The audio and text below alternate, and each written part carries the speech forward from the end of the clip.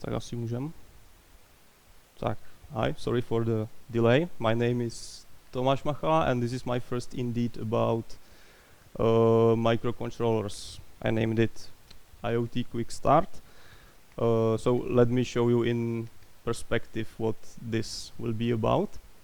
So now this is the laptop that you use daily. Yeah, there is no rule saying that this couldn't be a part of an IoT project, but yeah, when someone says IoT, this usually isn't what comes to your mind.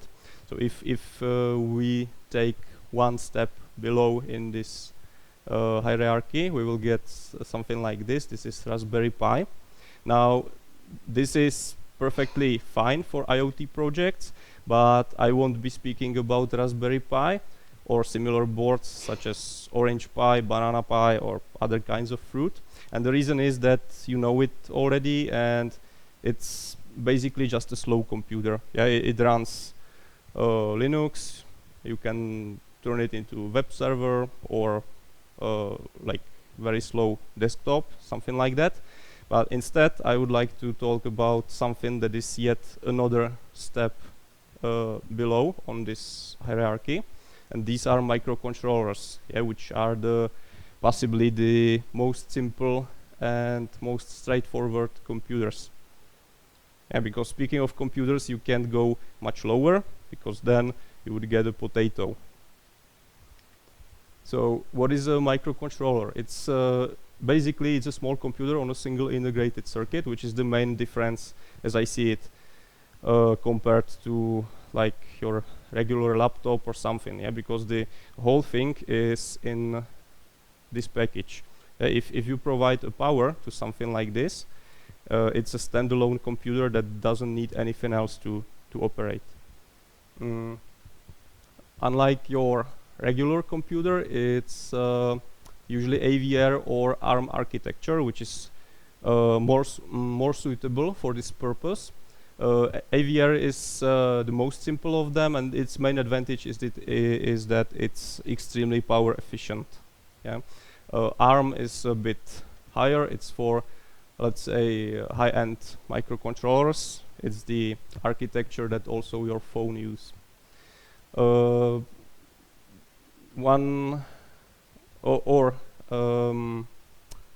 of the advantages is that, or actually this is disadvantage, that it's usually very low power and has very limited memory. Yeah, the scale is quite broad. The one microcontroller that I would like to show is on the low-end spectrum. It's Arduino Uno R3, and it's aimed towards, well, let's say for hobby projects. Now there are other microcontrollers which can be quite powerful, but still compared to your laptop or even your phone, it's extremely limited. And one huge difference compared to normal computers is that there is usually no operating system, which means that the program that you make runs directly on the hardware. Yeah, there is nothing in between, which is quite limiting, yeah, together with this low power and limited memory. So you might be asking why should you bother with microcontrollers given all these limitations? Well, turns out there are specific things in which they are better or more suitable for certain applications than regular computers. One of them is that they provide really easy and straightforward access to hardware. So if you have an IoT project where you need to take data from some sensor or transmit data from some wireless module, chances are that it will be actually easier to implement it on this super simple microcontroller than on a, let's say, your laptop. Yeah? Another reason is real-time applications, which is loosely connected to reliability and endurance.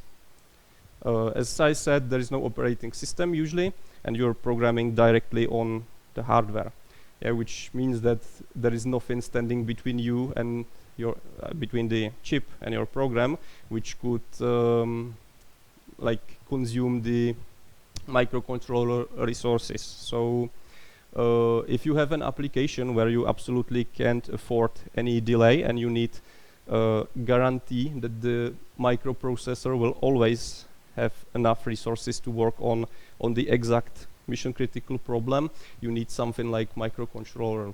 An example of such system is anti-lock braking system in a car, where if you used, let's say, if you had a laptop hooked to your car controlling ABS, it would be on average like 10,000 times faster than what is actually there.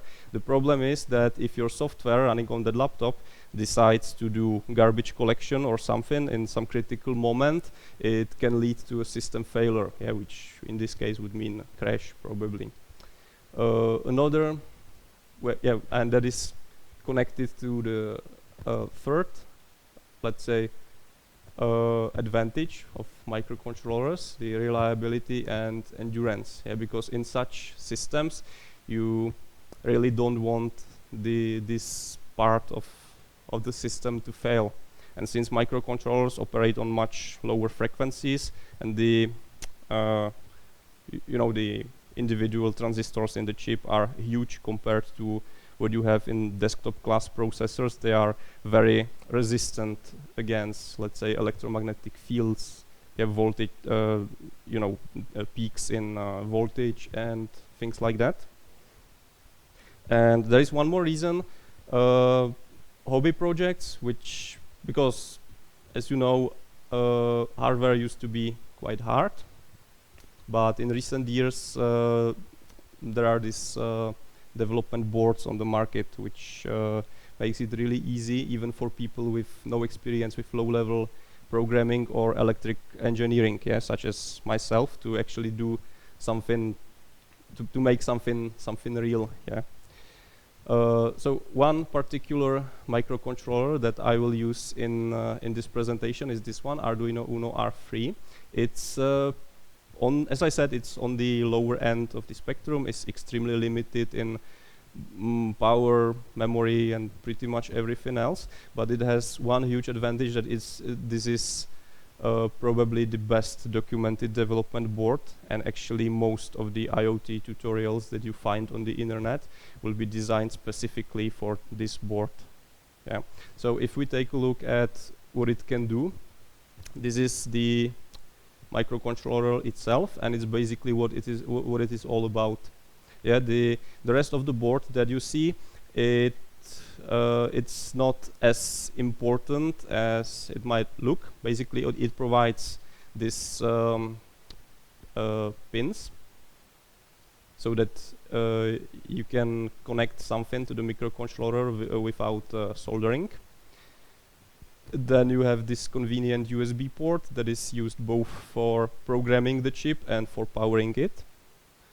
Or alternatively, you can power the board using this connector, or even you can connect two wires to some of these ports. The ports, most of them are digital ports, and they are called general purpose I/O ports, which means that your software that you run on this microcontroller is allowed to do pretty much anything with them. Now these ports are can also be used as GPIO. That's like the common subset of what all of these pins can do. But specifically, these 6 ports can also be used as analog input. Which means that if you have an application where you want not only like true or false, 1 or 0, but also something in between, as you will see in a demo right away, this is what these ports are for. And then you probably want to connect something to this microcontroller, because otherwise why would you even use it? And for this you will need to power these external modules somehow. So you have these convenient ports here, and from there you can take either 5 or 3.3 volts voltage for your modules. So you will also need to wire the things up somehow, and for this you can use such boards called breadboards, which are extremely convenient for, let's say, in the design phase. Yeah, of course, if you build something real with a microcontroller, this is not how you ship it. Yeah, because it's very fragile. Basically, if you shake it, then half of the wires just pops out. But in the development phase, it's extremely convenient. Well, how it works is that you have these rows. Maybe you see these tiny numbers on top, and all pins with the same row number within this one segment are connected together. Yeah. So, for example, in this example, this will be our hello world. Yeah. Normally, or I mean, we can't just print hello world into the console because obviously there is no console. So instead, we will blink an LID. So to do that, we need to take this output from this pin, which we will switch the voltage on this pin between true and false, which will make the LID blink. Yeah. So using wire, we connect this pin with this pin of the LID. Yeah. The green dots shows that actually this is like these two holes are connected. Yeah. Now we need also the negative pole, so and the resistor. Yeah, that prevents the LID from blowing up. So we put this resistor here. There we have this wire that is again connected to the resistor because it's in the same row, and this is consequently connected here to the power line. The power line is the only exception. Normally the rows are connected like this. Yeah, but the power line, if you bring power here to any of these ports, it gets to basically any row. Maybe for getting a better idea what we did here, this schema is equal to that one.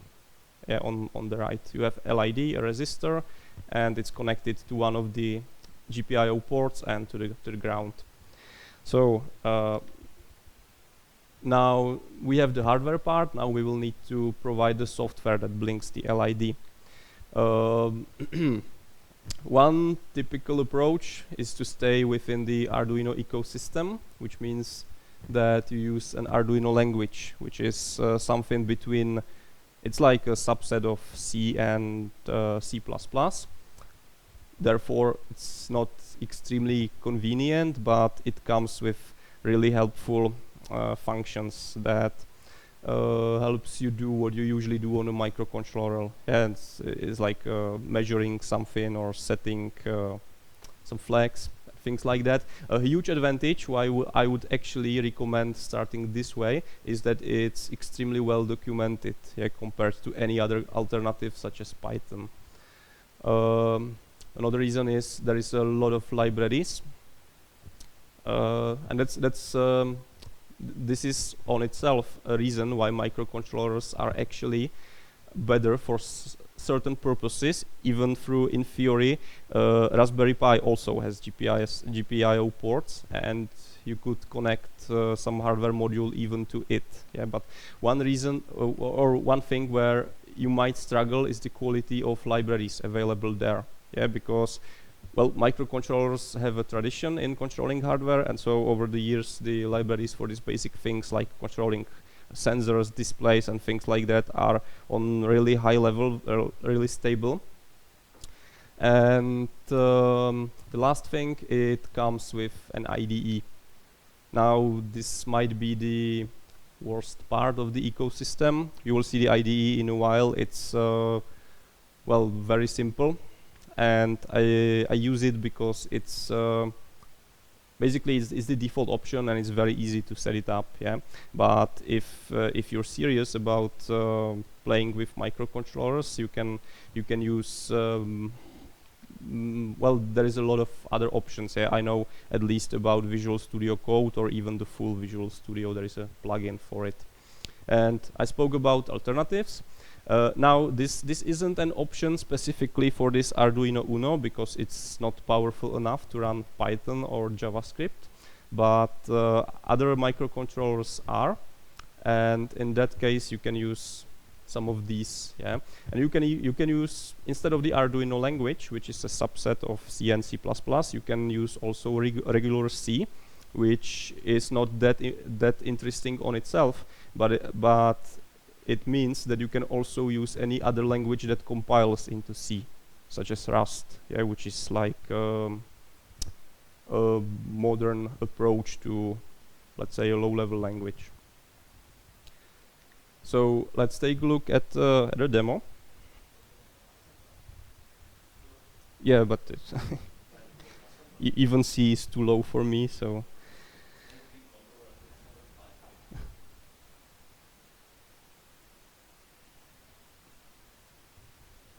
Okay, I hope you can see it on the stream. We tried to position the camera so that it shows the Arduino board. So what you have here is our alternative hello world example, that instead of printing hello world into the console will blink this LID. Yeah. Here I used one of the convenient helper functions from Arduino language, which lets me set a logic state on a particular pin. Yeah. To make it a little bit more interesting, we actually have two LIDs, the blue one and red one. And here I am defining that the blue LID is connected to pin number 5 and red LID to pin number 6. And how the program flow works, that at the beginning this setup method is called once. So if you need to, let's say, initialize something or set some parameters, then you would put such code here. In this specific case, we don't need to do anything, so we're just skipping that. And then you have this loop function that gets executed all over. Yeah, and since, as I said, the microcontroller has absolutely nothing to do except for running your code, it's fine to, you know, you don't have to care much about what to do when actually there is nothing else to do yet. Yeah, you just execute the loop all over, and yeah. So let me upload this program to the board by clicking this icon. And shortly we should see these two LIDs blinking.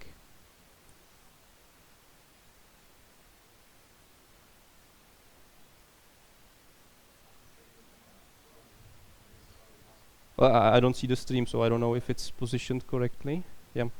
So that's it. Now let's try something a little bit more advanced.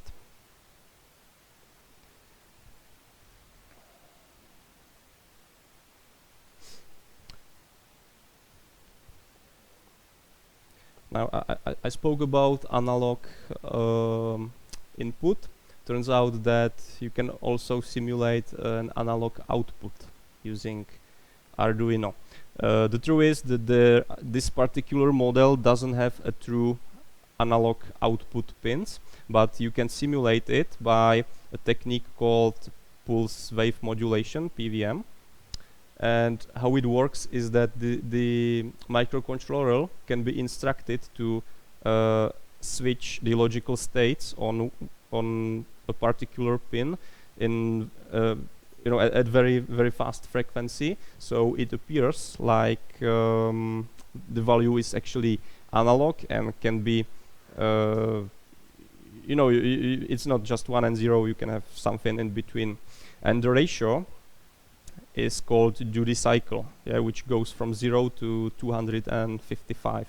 So, for example, if you set duty cycle to 127, that's 1/2 of the maximum value. It means that you will have like 50% of the voltage on the pin on average. Yeah, and so by adjusting this duty cycle, you can actually simulate like gradual transitions on the pin. So let's see how it works. It will appear in quite similar, but there is a huge difference. Now the LIDs will turn on and off gradually. Yeah, and that's because we are incrementing this duty cycle in a loop in a way that the blue LID gets the duty cycle and red LID gets the inverted value. Yeah, which means that once the blue LID is fully on, the red one is fully off, and then the transition goes the other direction. So that was second example. Let's make it even more interesting.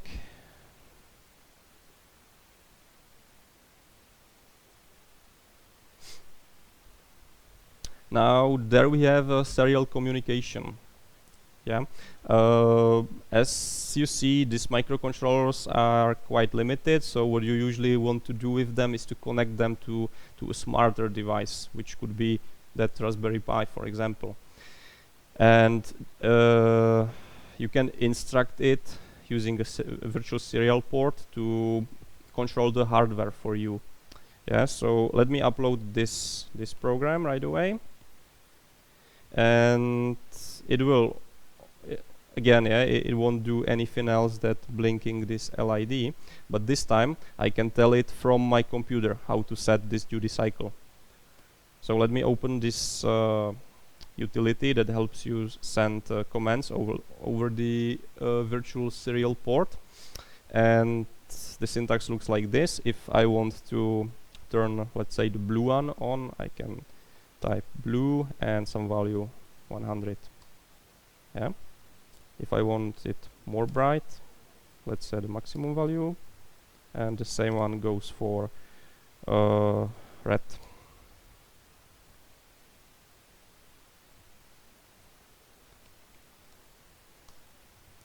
And how this works is that at the beginning you have to initialize the serial port with certain speed. An interesting thing is that actually this can communicate pretty fast. It's possible to set something like 4 megabits here, which is interesting. And there you can see actually how straightforward the programming paradigm is. Yeah, so we have this loop here, and in each loop, which executes as fast as the microcontroller can, I check if I have a data in the receive buffer of this serial port, and if I do, I read all the remaining data because I expect that the command is ending with this new line character. And if it's something, if it looks like something I can respond to, I will adjust the duty cycle. Yeah, and then at the end, I just let the program to run another iteration because, as I said, yeah, there is no other program executing, and so you have nothing to save the power for. Yeah, you can spin it at full speed. Now I also had one more example. The problem is that I forgot to. It was about reading RFID chips. The problem is that I forgot to put the RFID module here, yeah, and now I'm not sure which direction. So let's hope I won't blow it up.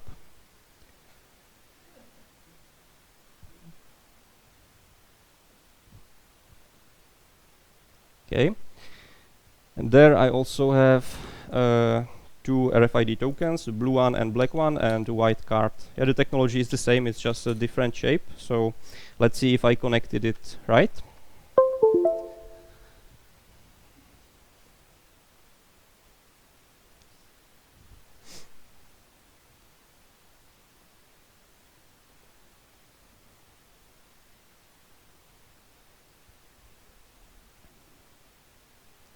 Let's upload the program. And in this example, or why I included this example is that it shows how your typical work will look like. Yeah, typically you won't be programming everything from scratch, and instead you will use a library. Yeah, because the communication with the RFID it's not that trivial, but from like your programmer's perspective, it doesn't matter because there is this handy library that solves most of the complexity for you. And basically, what you just do here in this loop function is that you keep waiting until there is a RFID token detected, and also until you manage to read it successfully. Yeah, because if I just approach the module and then, you know, like go back, then it might detect a new token, but it might not be able to read it. So here we're waiting for both parts to succeed. So once we have an RFID token in the proximity of the reader, and once we manage to read it, we check its type, because this reader, it can detect more types of tokens that it can actually work with. Yeah, so if it's one of the unsupported types, we just abort here. And if it is supported, then we will just print its ID into the console. And here on top, I have hard-coded the IDs of the blue token and the white card. So if it's one of them, it will print either this, it's the blue token, or it's the white card. So let's see. I will open the serial monitor and I will approach the reader with this blue token. Yeah. And now I should probably also put there some condition that only prints the ID once, yeah, because it keeps reading until the chip is there. But as you can see, it identified the blue token correctly. Yeah? If I approach it with the white card instead, it will know that it's the white card. So this is in principle how you work in it with it. And if you think about it, it's quite powerful, because all it takes is just a very simple serial communication. Yeah, so you can easily write, let's say, a .NET program that uses this microcontroller in some way through this serial port. Okay, so that were the demos. Now let's take another example. Unfortunately, this will be only theoretical because I don't have the required hardware here, but we will take a look how would we make a device that waters our chili plant. So the basic components are these three. You will need a soil moisture sensor, which measures the resistance of the soil inside of the plant, because the resistance is dependent on how much water there is. Yeah, so the idea is that if the plant is watered enough, it will have lower resistance. That's how it works. Then the part in the middle is a water pump. Yeah, but basically it's just a motor. If you bring current to the poles, it will spin and pump water from some water tank into the plant. And obviously you will need a microcontroller to manage these two things. Yeah. Now the problem is that the motor, I assume all of them, requires more power than the microcontroller can deliver directly. Yeah, because it's a computer. It's not mentioned to, you know, drive a motor. Yeah, the power requirement are just too high, and for this reason you need another component called a relay, which is it's like a switch that you can use to control a circuit with much higher currents, and you can switch it on or off by bringing a very small current to one of these pins on the right side. Yeah. So I haven't tested it, but in theory I think this could work. Yeah, if you really wanted to make such a device, you would just take a battery, because yeah, and you would have this water pump, the sensor, and a microcontroller. Now this one, as you can see, the shape is a little different. That's because it's not Arduino Uno but Arduino Nano, and they are from like functional perspective, they are totally the same. The only difference is really the shape. Yeah, so if the Arduino Uno is too big for your project, you can also buy this one. Even the microcontroller itself, although the shape of the chip itself is obviously different, it's still the same chip. Yeah, it comes in two versions. One is this caterpillar shape, and the second is this one. So that's it. It doesn't look that complicated. But anyway, if you really want to build it, I suggest that you check some tutorials first. As I said, I'm not very skilled with electronics. So now, getting the hardware. Yeah, this is a photo of what I got. I think some of these parts were good ideas, others not so much. Plus, I should have got more sensors. Yeah, because as you can see, most of these are actually output devices. I have a character display, a graphic display, yeah, things like that. But you can't build anything really interesting with it. But yeah, so nevertheless, if you want to get the hardware, there are a lot of shops. Yeah, probably the shops with probably the biggest selection of things are Deal Extreme and AliExpress, and these are also probably the cheapest of them. Now the problem is that it can take a really long time before the goods are actually delivered. Yeah, and for this reason, you might want to use one of these Czech shops I listed below, the arduinoshop.cz and rpishop.cz. The prices are like, well, sometimes more than twice as much higher, but still, if you haven't looked at anything like that before, you might be surprised how cheap all these things are, except for this breadboard, which for some reason always costs a fortune. So to get started, you will need this microcontroller.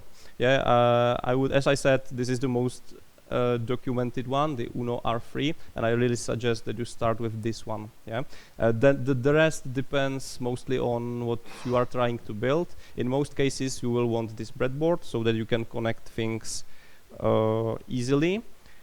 It's not absolutely required because, for example, if you have these modules, yeah, they have pins that you can just connect by wires with the development board directly. But if you need to put something else in between them, like a resistor, which sometimes you have to, then it's really tricky to connect it without this breadboard. Now let me take a look at the list of the possible things that you might possibly want to buy, because I don't remember the notes I made for this slide. So as for sensors, this is probably the most interesting part, because you would be surprised how many things can be measured really easily using cheap Chinese components. So it's things like atmospheric pressure and temperature. You can have even cameras connected to microcontrollers. Gyroscopes, soil moisture, water level sensors. These are for watering plants. Even microphones. You can measure infrared and ultraviolet light. Proximity. Yeah, that's what parking sensors do, for example. Movement, vibration, acceleration, tilt. Yeah, there are components that measure if you tilt them. Light intensity and even light color. Yeah, I don't know what it could be good for, but it's interesting that such thing exists. Now there is, as for communication, in many cases you will want the microcontroller not only to actually manage some other hardware components, but also to communicate with some other system, you know, or at least to run a web server so that you can take a look at how well watered your chili plant is. So for this reason, you will need to connect it to the internet somehow. Yeah, so you can have modules that provide Bluetooth, Wi-Fi, Ethernet, even GSM, so you can use mobile data, yeah, if you want to place your creation to some distant location. Then there is an interesting network called Sigfox. It's specifically for IoT projects, and it's it allows your device to send extremely small messages that can be only up to 12 bytes, and you can also send them, I don't know how often, but it's like 100 times per day or so. So the total amount of data is extremely low, but still it's 12 bytes. It's actually enough to transmit GPS coordinates if you encode them properly. So it's actually useful for parcel tracking. You can have a device that just wakes up, transmit the GPS location of the parcel, and puts itself to sleep. And this way it can run for months or even years on batteries. And the interesting thing is that such devices actually starts to make sense, since this hardware is extremely cheap if you buy it in big volume. Then you have an unlicensed transmitters and receivers that basically works as a wireless serial port. They work on 433 megahertz because that's one of the unlicensed ranges. The interesting thing about them is that for, let's say, €1, you can buy both the receiving and the transmitting part, which is like interesting because for this price you can actually manage to get wireless communication to work. Now the problem is that since the range is unlicensed, there is no one to complain to if some other device is transmitting too much or prevents your device from working. It's basically the range where anyone is free to do anything. Then obviously you have modules for GPS and GLONASS. That's the Russian version of GPS, you probably know it. And RFID, as you have seen. You might also need to display the data somehow. Yeah, so as I said, let's say two basic categories of displays are character displays and graphic displays. Yeah, obviously character displays only can only display a certain let's say set of characters. Although some of these display, for example, this particular display, it allows you to define up to, I think, 8 custom characters, but still you can't display just any bitmap image there. Yeah, so it's quite limited, but it's really easy to use, and they are also quite cheap. Now and then you have graphic displays. This one is monochrome, but you can actually have a color display as well, and this usually comes with the SD card slot, because the problem is that since microcontrollers have so little memory, it's usually not enough to store any meaningful bitmaps in them. Yeah, so which makes graphic displays quite useless. So as a solution, they often comes with their own SD card slot, and your microcontroller can actually take the bitmap from there, or it can also use it to store anything else. So that's also interesting. Then there are bigger mechanic parts such as motors and water pumps and other things. And now some of these modules are made as shields. A shield is something that you just put on top of your development board, and it fits there perfectly because it's made specifically for that one board. So on one hand it's very convenient, on the other it obstructs all or most of the pins, even if it uses like just let's say 20% of them. Yeah, so it's useful, but only if usually only if that's the only device that you need to attach to the development board. Yeah, otherwise you should rather use this form of modules that comes on its own separate board that doesn't connect directly to development board. So you have to use these wires. The nice thing is that the wires at least seems pretty much standardized, so mostly all of the modules, if not all of them, can be connected by these types of wires. Now I spoke about this briefly already, choosing a development board. Yeah, the classic selection is this Arduino range. You've seen Arduino Uno, that's that one, and Arduino Nano, that was that one in the schema, the tiny one.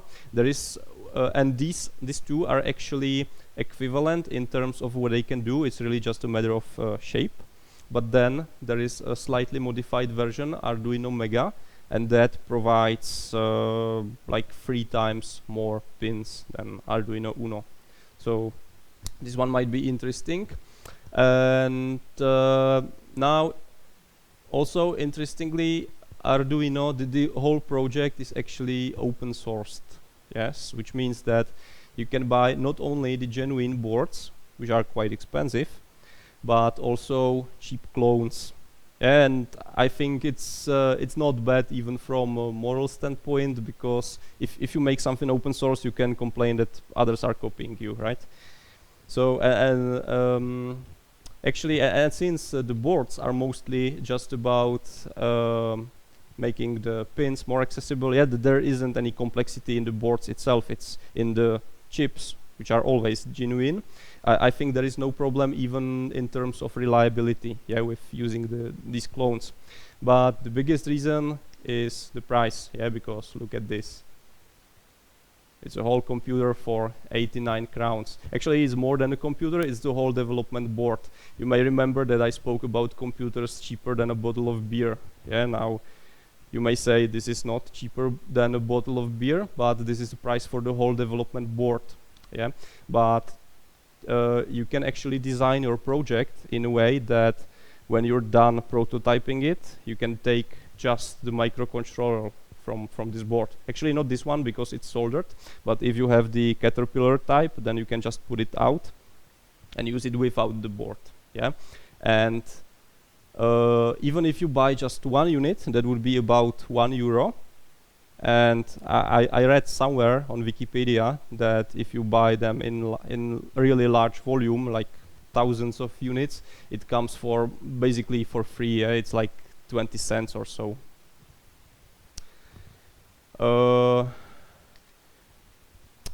So as I said, it's well documented. I suggest you start with Arduino, but there are some things that or some applications where you might actually be better with buying something more complex. And now there is really a lot of microcontrollers, but to pick one, just to compare it with Arduino, I choose this one. This would be the other end of the spectrum. This is one of the very fast microcontrollers. It's even dual core. Here the idea behind this is that you have one core that you can program yourself, and the other core is dedicated only to running this Wi-Fi and Bluetooth communication, which is well, convenient because you can basically there was an older version with only one core, and the problem with that one was if you made a loop in your application that took too long, then the Wi-Fi connection dropped, because it needed to respond in certain time frame. So they made a new version, making it dual core, and now you can do whatever you want with your core, and the other is dedicated only for the communication stuff, and you can't interact it or you can't program that other core.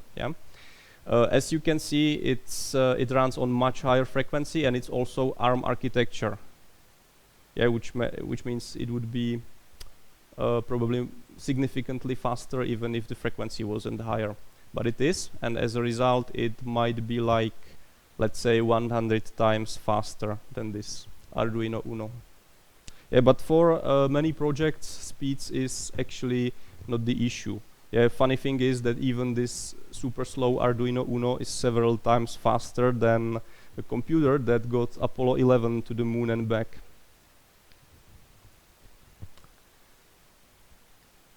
So that's all. Now I will try to answer your questions if you have any, and also this was my first Indeed, so if you would like to rate it, I made a survey for it. Thank you.